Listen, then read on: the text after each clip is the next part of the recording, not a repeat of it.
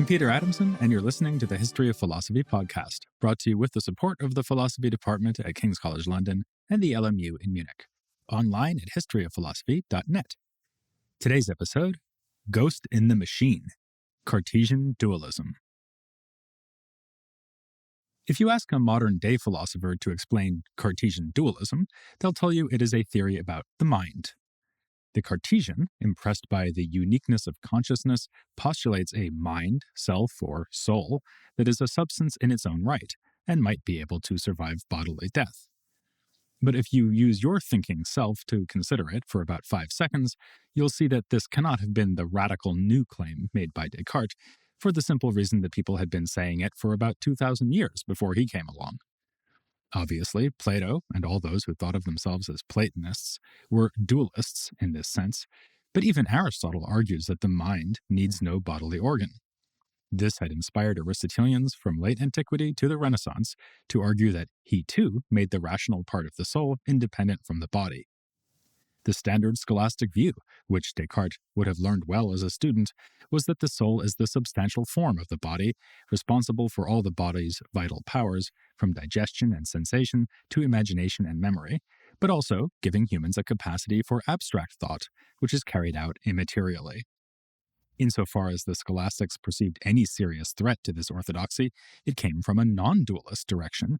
Some schoolmen down in Padua had been flirting with the idea that the soul is so closely tied to the body that it cannot survive on its own. So Descartes' innovation cannot have been that he postulated a separate rational soul.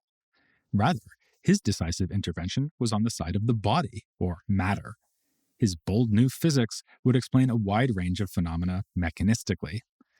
We've seen how he wanted to do that with things like celestial motion and the radiation of light, but he also wanted to extend this research program to the vital functions of plants, animals, and humans.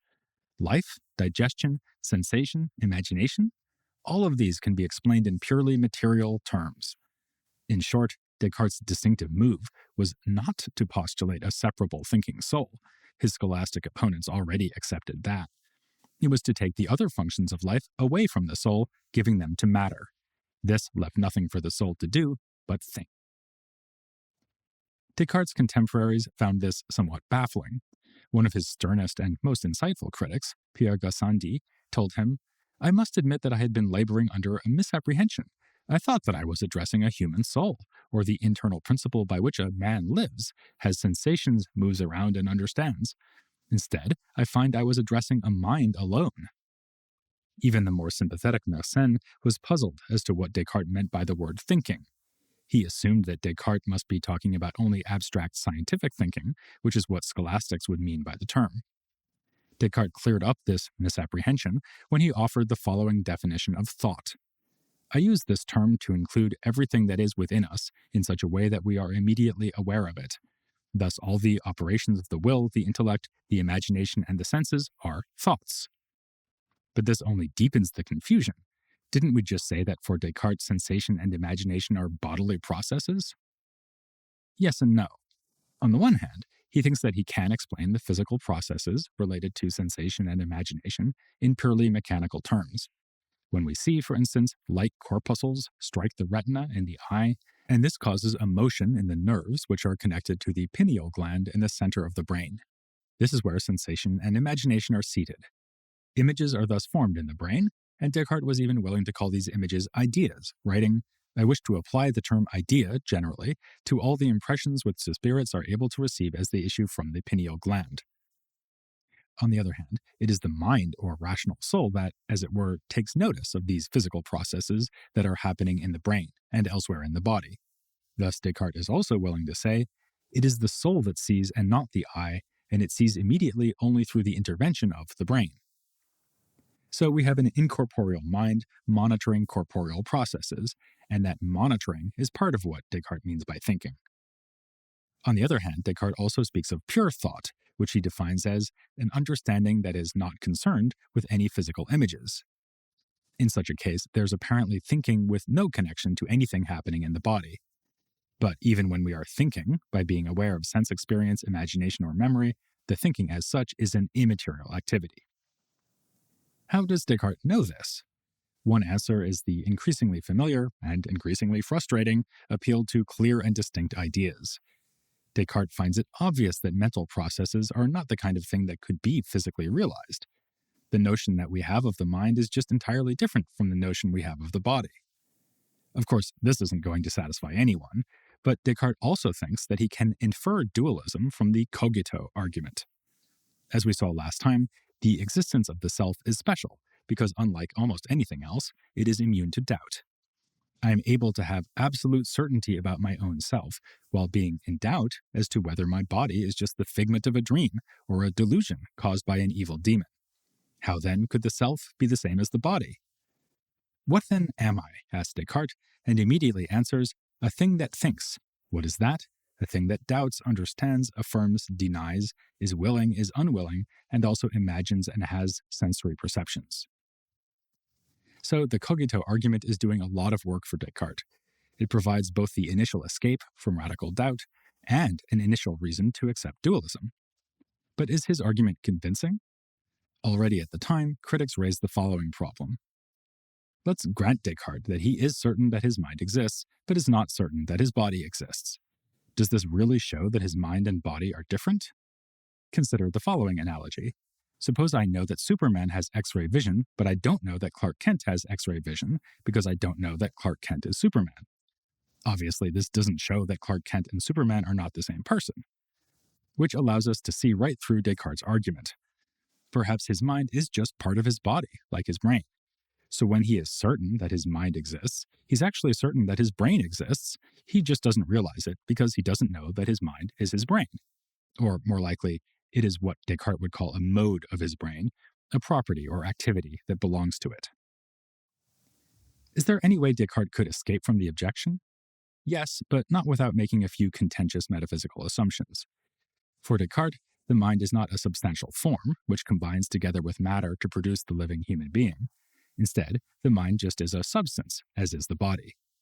This means that both mind and body can exist on their own. To be a substance is to be independent, needing nothing else in order to exist, which, by the way, was also a test Aristotle used to tell whether something is a substance or not. Descartes is careful here, though. The fact that the mind can exist on its own needn't mean that it does. Perhaps God has set things up so that minds only ever exist together with bodies. But speaking of God, Descartes observes that divine omnipotence at least could bring it about that the mind exists without matter, or vice versa. The reason we know he could do this is that both mind and matter have what Descartes calls principal attributes. The principal attribute of body is that it is extended, or rather it just is extension. As for mind, its principal attribute is thinking, as we can see from the way we can come to grasp its existence in the cogito argument, I think, therefore I am. These two ideas, extension and thinking, have nothing to do with one another. In fact, they even seem to be incompatible. The thinking mind is indivisible, there's no such thing as half a mind, whereas every extension can be divided. But that isn't Descartes' main point. His main point is that we grasp body and mind as being independent substances because they have clearly distinct natures. This would not apply to Superman and Clark Kent, who are not differentiated by substantial attributes. Superman could just be Clark Kent without glasses and with superpowers. In fact, that's exactly what he turns out to be. In a famous passage from the Meditations, Descartes shows us how to perform this kind of conceptual test, which we saw him calling analysis in the previous episode. He describes picking up a piece of wax. It has various features, like hardness, shape, color, and scent. Then he brings it close to the fire and sees it lose all these features as it melts. It remains something extended, flexible, and changeable, features that belong to it just insofar as it is matter or body. Since this underlying nature is nothing that is evident to the senses, it must be grasped directly by the mind. So the wax example gives us an illustration of both attributes, the extension of matter and the thinking, or pure understanding, of the mind, which gets past sensation and imagination to grasp extension. Other famous passages in the Meditations make related points about pure understanding as opposed to sensation. Right after the wax passage, Descartes mentions another case where the mind has to infer something or make a judgment that is not given to sensation. We might look out the window and think we see people walking in the street below. But actually, we only see their hats and coats and have to add a mental judgment that there must be humans wearing them. That's like grasping the extension that underlies the sensible qualities of the wax. In other cases, we might think of something that is completely inaccessible to sensation or imagination. While we can imagine simple figures like a triangle or square, what about a chiliagon, which is a figure with 1,000 sides? I'm guessing not even Superman could picture that, but it's no trouble to understand the idea in pure thought. With all these arguments and examples, Descartes has managed to isolate the mind as nothing but a thinking subject. This is more or less what we mean when we talk about mind today, thanks in no small part to Descartes, which is why I have been using this word throughout the episode. But Descartes also regularly calls it the soul, or rational soul. This amounts to applying the word soul very differently than the scholastics had. As one modern-day scholar has put it, Descartes was the first to claim that the soul is not the principle of life. But this is bound to create a problem for him because matter is not alive either. To quote another scholar, Cartesian matter, being no more than extension, is utterly inert. Genuine agency pertains to spiritual substances alone. Somehow, Descartes is going to have to explain all those functions carried out by the Aristotelian soul using no explanatory resources apart from extended corpuscles and motion. How is he going to manage this? The short answer is that he isn't, but not for lack of trying. Obviously, contemporary physiological theories and his own observations were going to fall well short of providing accurate, fully mechanistic explanations of things like the nervous system or reproductive organs, to say nothing of psychological phenomena like memory and the imagination. But such explanations are exactly what he was after, as we can see from his telling Mersenne that one goal of his activities in animal dissection was to explain what imagination, memory, etc. consist in. It's routine to point out that Descartes was inspired by technological advances in his day. For instance, the moving statues operated by water pressure that he saw as a young man at royal gardens in the outskirts of Paris. Indeed, Descartes frequently compares biological phenomena to clocks and God to a clockmaker. But Aristotle had also compared animal motion to the motion of automated toys, so the idea was not entirely new. I suspect that technological examples were not, as it were, the driving engine of Descartes' approach to science, but only encouraged him to pursue the mathematics-inspired physics he discussed early on with Isaac Beeckman.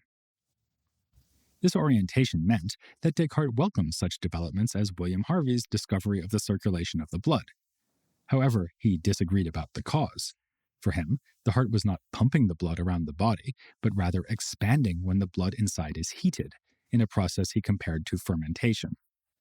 As for the nervous system, he believed that nerves are hollow and allow for the passage of animal spirit, which is like a fine wind or flame. This spirit is a holdover from the Galenic medical tradition. In Greek it was called pneuma, as in pneumatic. It is refined out of the blood coming from the heart and then conveyed from the brain to the rest of the body in a process Descartes compares to playing a church organ. Animal spirit is responsible for a wide variety of vital functions. Take reflex motion.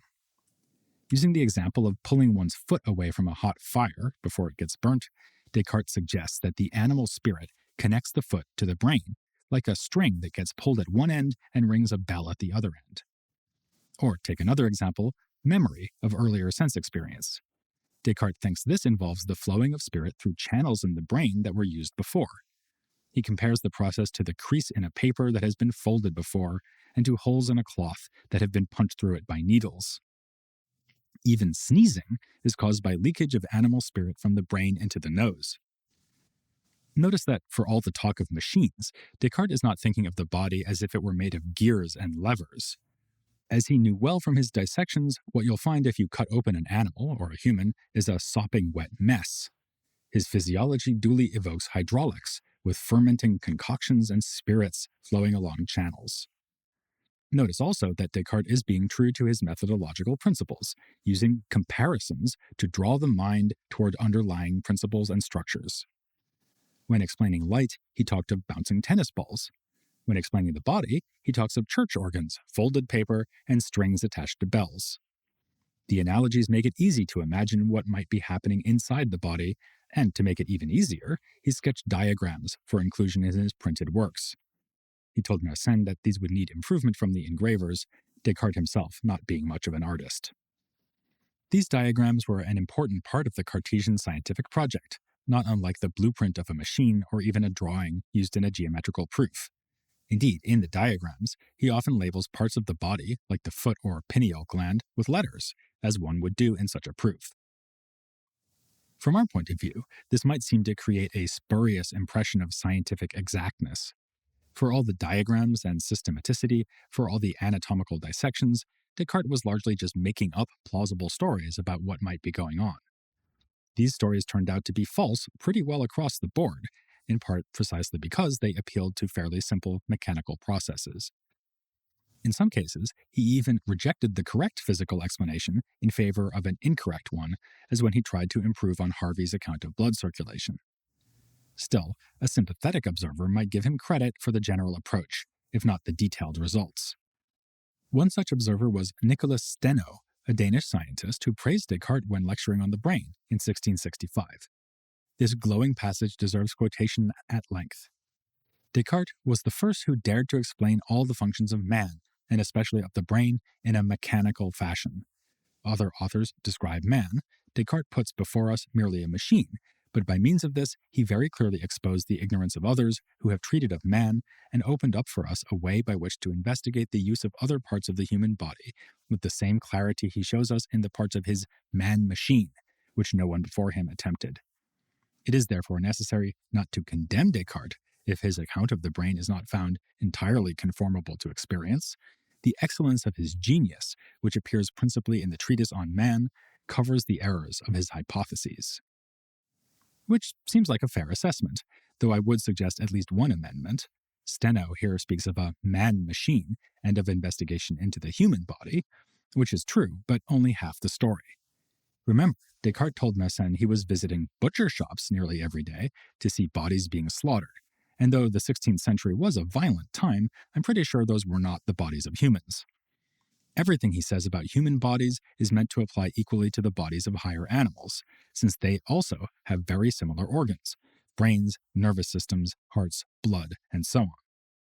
Which is not to deny that Descartes' ultimate aim was to understand the human body. In fact, he once said, "The preservation of health has always been the principal end of my studies," meaning, of course, the health of humans, not animals. On the other hand, Descartes owned a dog named Monsieur Grat, and we may hope that he wished this dog good health too. Equally, we might worry that he didn't, because one of Descartes' most notorious philosophical positions concerns the inner life of animals, to wit, that they don't have one. This takes us back to sensation and imagination. Descartes separates the physical change in the body from the awareness of that change. For instance, when light particles hit the retina and cause a motion in the optic nerve, that enables us to see. But as I quoted him saying, it is the soul that sees and not the eye. Animals do not have souls or minds, so only the material side of this story applies to them. Which sounds kind of crazy. Is Descartes really trying to convince us that animals can't see? Well, it depends what you mean by seeing. Their visual organs are affected by the environment, and this sets off further motions in their bodies. In Arnaud's reply to the Meditations, he recalls an example originally found in Avicenna: what happens when a sheep sees a wolf and runs away in fear? Descartes answers that he finds nothing surprising in the notion that light reflected from the body of a wolf onto the eyes of a sheep can arouse the movements of flight in the sheep. No thinking or mental awareness need be involved. Descartes thus compares the sense experiences of animals to the ones we have when our mind is on something else, or to the sensations that people would have when sleepwalking. The animals themselves are, of course, compared to machines. Swallows are like clocks when they return in spring, and we can tell from the instinctive, routinized, and sometimes pointless actions of animals that they are like mechanized functions: cranes flying in a standard pattern, or dogs and cats scratching at the ground to bury their excrement even when the ground is too hard to dig. The inflexibility shown by animal behavior is one of Descartes' primary arguments for their mindlessness. His other argument is an appeal to language. As he says in Discourse on the Method, even very stupid humans are capable of expressing themselves using language, something we do not observe in animals. Animals do make noises of various kinds, of course, but this is only a matter of communicating what Descartes calls their natural impulses of anger, fear, hunger, and so on. This applies to birds that can use human language, like a magpie that greets its owner when she comes into the room, which is only an automatic noise caused by a physical process. As that example shows, Descartes' language argument is in fact closely related to the first point, that animal behavior seems to be automatic and hence unintelligent. Humans can react to changing circumstances in a highly adaptable and versatile fashion, and their language use is a prime example, because language is itself infinitely flexible and can be used to represent any idea that comes to mind. Descartes was convinced that no machine could ever be capable of this, and animals are in the end nothing but machines. Thanks to these views, Descartes is often held up as the ultimate example of philosophical dismissiveness toward animals. And not without good reason. He told Mersenne that when animals are harmed, they have no awareness of pain. No wonder he had no compunctions about engaging in vivisection, meaning the anatomical dissection of living animals, as part of his scientific investigations. We're liable to be appalled by all this and to think it was really Descartes who was insensitive and unfeeling, not the animals. But there are some things we can say in mitigation. Descartes' animals may be machines, but they are machines designed by God with utmost subtlety, vastly more sophisticated than clocks or other man-made devices. In keeping with this, Descartes is happy to use functional language when speaking of animal bodies, as if their organs and limbs have a purpose. Of course, he does not accept the natural teleology and final ends assumed by Aristotelian philosophers, but animal bodies reveal the design of God, who is like the ultimate clockmaker. As a result, animals have a high degree of what Descartes calls objective reality, a concept we saw him using in his proof of God's existence in the Meditations. In other words, our ideas of animals involve perfection and coherence, in contrast to the incoherently assembled animals of myth, like the chimera, which is made of parts of a serpent, lion, and goat. So animals may not have minds, but they do display a profoundly impressive functional unity. While this is perhaps not going to serve as the basis for a satisfying animal ethics, it would at least imply that we should show respect to animals as products of a divine creator. And finally, it is to Descartes' credit that he admitted uncertainty about all of this. He wrote in one letter that, to be really sure that animals have no minds, we would have to reach into their hearts with our own minds, which is obviously impossible.